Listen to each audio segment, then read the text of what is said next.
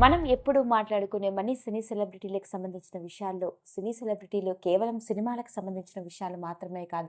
అందులో కొంతమంది సెలబ్రిటీస్ అయితే సొసైటీలో జరిగే విషయాల గురించి కూడా చాలా సెన్సిబుల్‌గా స్పందిస్తూ తమ వంతుగా విషయాన్ని గురించి మాట్లాడుతూ అందరిలో ఒక అవేర్‌నెస్‌ని క్రియేట్ చేసే ప్రయత్నం చేస్తూ ఉంటారు.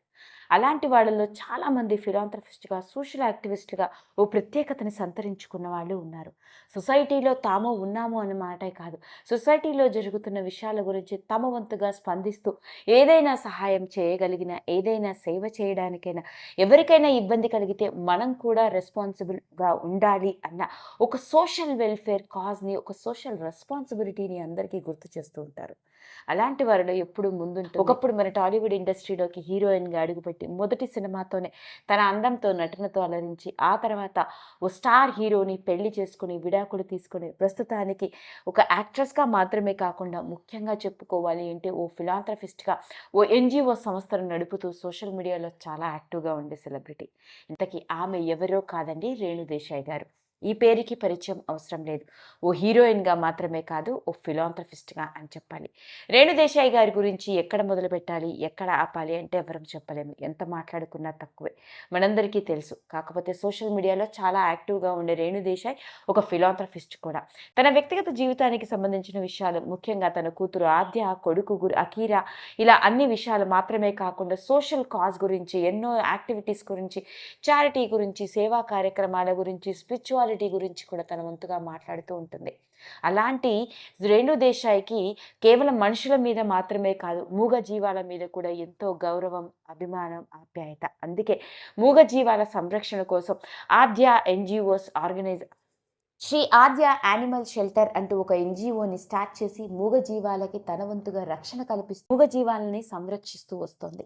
ఇలాంటి నేపథ్యంలో ఎన్నో మూగజీవాలు, ముఖ్యంగా కుక్కలు కావచ్చు, పిల్లులు కావచ్చు, ఆవులు, దూడలు, ఇలాంటి ఎన్నో మూగజీవాలని రక్షించుకొస్తూ వస్తున్న రేణు దేశాయ్ ఉన్నట్టుండి చాలా ఎమోషనల్ అయిపోయి కన్నీరు మున్నీరు అయింది.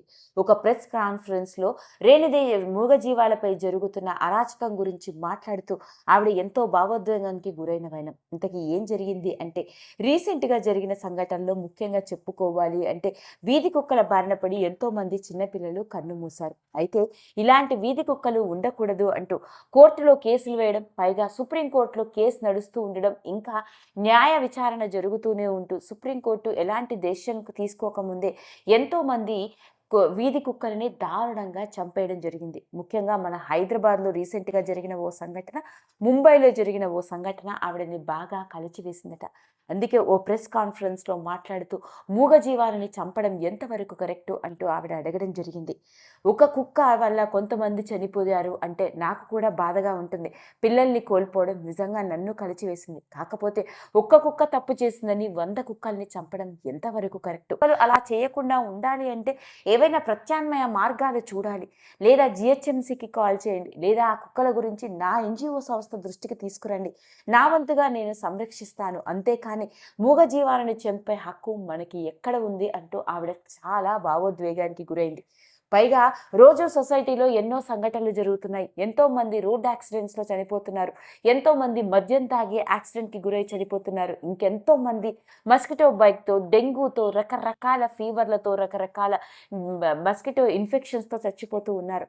ఇలా జరుగుతూ ఉంటే సొసైటీలో వాళ్ళు ఎవరూ స్పందించలేదు. పైగా రోజు రోడ్ యాక్సిడెంట్స్ అయ్యి హెల్మెట్ లేకుండా చనిపోతూ ఉన్నారు. పాత్ హోల్స్‌లో పడి చనిపోయిన వాళ్ళు ఉన్నారు. అలా అని చెప్పి ఎవరు దాన్ని ప్రొటెస్ట్ చేయడం కానీ, గవర్నమెంట్ దృష్టికి తీసుకువెళ్ళడం కానీ, నిరసనలు కానీ ప్రకటించలేదు. మద్యం తాగి చాలామంది చనిపోయారు. అలా అని చెప్పి మద్యం దుకాణాలు మూసేయాలి అని మీరు గవర్నమెంట్‌తో పోరాడుతున్నారా? అలా ఏవీ జరగలేదు. ఇలా ఎంతోమంది ప్రాణాలు కన్నుమూస్తూ తిండి లేక అలమటిస్తున్న పిల్లల గురించి, అనాథల గురించి, మరియు వృద్ధాశ్రమాల గురించి, ఇలా వేటి గురించి పట్టించుకోలేదు కానీ నోరులేని మూగజీవాలను చంపడం ఎంతవరకు కరెక్టు? మూగజీవాలని చంపే హక్కు మీకు ఎవరు ఇచ్చారు? అంటూ ఆవిడ గట్టిగా అడిగిన తీరు ప్రతి ఒక్కరిని ఆలోచనలో పడవేసేలా చేసింది. నిజంగానే రోజు చుట్టూ సొసైటీలో ఎన్నో రకరకాల సంఘటనలు జరిగి ఎంతోమంది కన్నుమూస్తూ ఉన్నారు. ఎన్నో సంఘటనలు ఆలోచింపజేసే విధంగా ఉన్న ఎవరూ ఎప్పుడు రియాక్ట్ అవ్వరు, పట్టించుకోరు. కానీ ఒక కుక్క కరిచిందని 100 కుక్కల్ని చంపడం, దారుణంగా చంపే హక్కు మనకెక్కడుంది? పైగా కుక్కలు అలా చేస్తే వాటి గురించి ప్రత్యామ్నాయాలు ఆలోచించాలి. లేదా ప్రభుత్వం దృష్టికి తీసుకువెళ్ళాలి. అంతేకాని చంపే హక్కు మనకెక్కడిది? మనకి సృష్టించే హక్కు లేని మనము చంపే హక్కు ఎక్కడి నుంచి ఇచ్చారు?